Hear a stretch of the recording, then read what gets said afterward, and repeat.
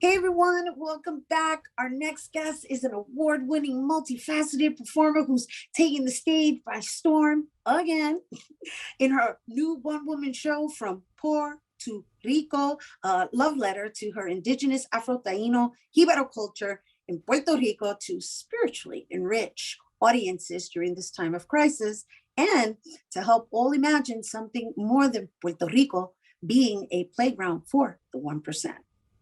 Please welcome to the show, no stranger to the show, my sorority sister who is killing it kindly, Caridad, la Bruja de la Luz. Woo! Woo! Hi. Welcome, welcome. Oh my gosh, I'm so happy to have you on. Thank Pero you. I want to start this off correctly by first and foremost wishing you cumpleaños feliz. Cumpleaños feliz. And we're going to remix it Thank to you. the age of Aquarius. Aquarius, age of Aquarius. We're going into the golden age of Aquarius. Talk about it. Yes, where we're gonna have a huge awakening, and so this is super important time. A lot of beautiful things are shifting. Truth is being revealed. We're, living now without this veil. We're removing the veil and embracing what truth brings Well, and that's the living silver into it. lining behind this pandemic and where we are. But we're here to talk about your new show, From Poor to Rico. And I will say it was quite fascinating to follow you through social media and be part of your development in your research in Puerto Rico. I know you resided out there for a bulk of time. 5 months. Congratulations on the Jerome Gunhill Foundation grant. I know Yes. you won a Jerome fellowship. Hill Artist Fellowship. I'm a fellow. I'm a Jerome Hill Artist Fellow from 2019 to 2020. It was a 2-year fellowship. I used part of that grant to travel, and I used part of that to live for 5 months in Puerto Rico and in Rio Grande, next to El Yunque, next to Loíza Aldea, and Loíza, Piñones, San Juan, Viejo San Juan, working with the Poets Passage. Um, but yes, No, I'm from just, I wanted to open up with that because there's something really admirable about your drive now to just dig back into the past and kind of resurface, I guess, issues that are kind of repeating themselves. well, the poem that I wrote, Puerto Rico, I wrote right after Hurricane Maria, and my grandmother was out there at the time, my father, and we didn't know where they were. We had no communication. It was very traumatic. And then my grandmother wound up being displaced by the hurricane, living in Texas with my uncle. So then I started writing this poetry also to help Oscar Lopez Rivera get free. There was a lot of things happening during this time. Um, so the poetry was there, the pain was there for my people, seeing our Puerto Rican people be displaced, a mass exodus that was equivalent to what happened in the 50s, because my family was displaced in the 50s because the army base came in. So it feels like 1492 all over again. It's like Groundhog's Day of a perpetual colonization, witnessing our paradise being stripped away, and our culture being diminished. And it's up to us to speak the truth, keep the awareness going, keeping the fight going, really, for truth and equality. Our schools are shut down, our hospitals are shut down. It was vulture capitalism. Oh, It hundreds was of schools got disaster shut capitalism. down. And Yeah. so from Puerto Rico is my love letter to Puerto Rico, to Puerto Riqueños, and having them see the Puerto Rico that I love, the Puerto Rico that I know. And I have photography that my father and his best friend, Ronnie Kessler, took in 1972.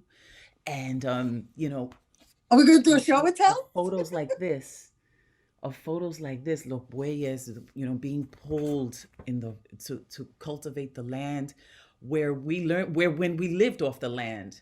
I want us to be able to go back to that. Right. Now Puerto Rico imports all of its fruits, because it's a colony of the United States.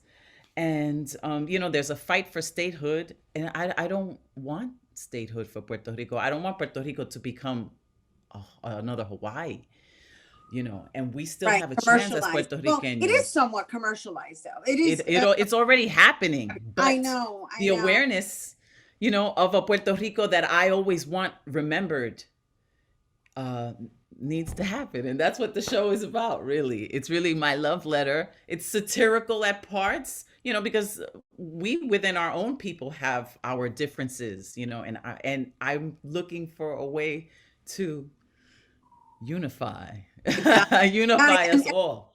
and this is a good time too, right? Because I know that the first rendition of it, which you're workshopping it until its actual premiere in June, is going to be virtual. And while that's sold out, I'm sorry guys, but we're here to talk No, about it's the fact that, actually in person at Ostos. oh, it is. 75 seats were sold in 12 hours. Ah, Even though it was free. But all the reservations, 75 seats were reserved, in Ostos, in the beautiful theater that Ostos has, so they're be able to have to social distance and stuff. But I'm not gonna stream it. I am gonna film it, for my purposes, and to develop it into June, and then in June have the premiere. And I've been in works for music with Anthony Carrillo, who we've partnered together many times on stage and doing musicals together, acknowledging like Selena Gonzalez's music for the Caribbean Culture Center. Um, but we're working on original music, so it's also musical. And well, thank you for clarifying that, because I was under the impression that it was going to be virtual and that you were shooting it at Hostos. But wow. because of the grant from Jerome Hill Artist Fellowship and Pepatian, who's producing it, Dr. Jane Gabriels, has always been a huge supporter of my work, is a dear friend of mine. And because of Ostos, Pepatian, and Jerome Hill Artist Fellowship, I can share my work free. My people don't have to pay to see this, which is so amazing, you It is know? amazing because it's important for them to really get it and make culture and art and development and all of that part of their development, right? Of their cultivating new existence, because I feel like we're all pivoting and there's this rediscovery of who we are, who we've been, and the way you convey it is through your artistry, and it's really refreshing that you're going to be doing it in person and that you're offering it for free. Thank you. I am so excited. This is a big deal for me. I haven't done a one woman show since 2009, when I did Boogie Rican Boulevard at a Puerto Rican traveling theater when Miriam Colon was there, I and remember that. I went, I saw that one. yeah, and I went through some traumatic things after that. And I had like a phobia about doing a one woman show. That's why I've done a lot of musicals. I had a whole entourage of people, because I was afraid to stand alone, and I'm no longer afraid.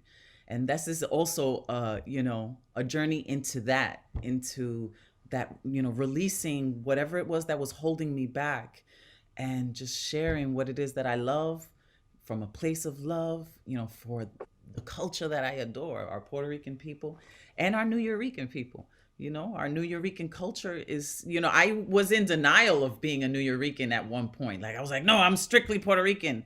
But then I learned that I'm a bridge between the two.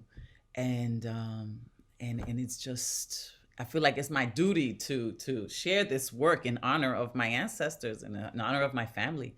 My last matriarch that's living is my grandmother in Puerto Rico, and I'm doing this for her. It's so Mhm. beautiful. It's so beautiful. I'm taking it in. That's why you're just watching me go. Well, we've known each other for very many years. And I mean, we can't go over your entire trajectory, which is quite impressive. It's very impressive. And as a person who's grown with you and developed, I'm personally proud of you, right? And I'm saying that on air because as artists, we kind of go in whatever direction, you know, the creativity is driving us, but you seem to be very clear about where your messaging is going and what it is that you want to be remembered for. You know, a lot of racists say go back where you came from, you know, and this is a journey from poor to Rico, because Rico is what we have always been, in Beautiful. heart and spirit and everything. Brava, brava. Woo, everybody. Caridad de la Luz, La Bruja. And once again, bueno, from Puerto Rico is actually going to be performed on January 28th. And while there's no tickets for that, be sure to follow her and visit her website because you'll be able to learn more about the actual premiere, which is happening in June of 2022. And her website is caridadelaluz.com. And be sure to follow her on Instagram at La Bruja NYC. All right, we have to take a quick break, but when we return, we'll hear all about an annual spiritual workshop servicing women empowerment. Don't go anywhere. Love you, Rhina.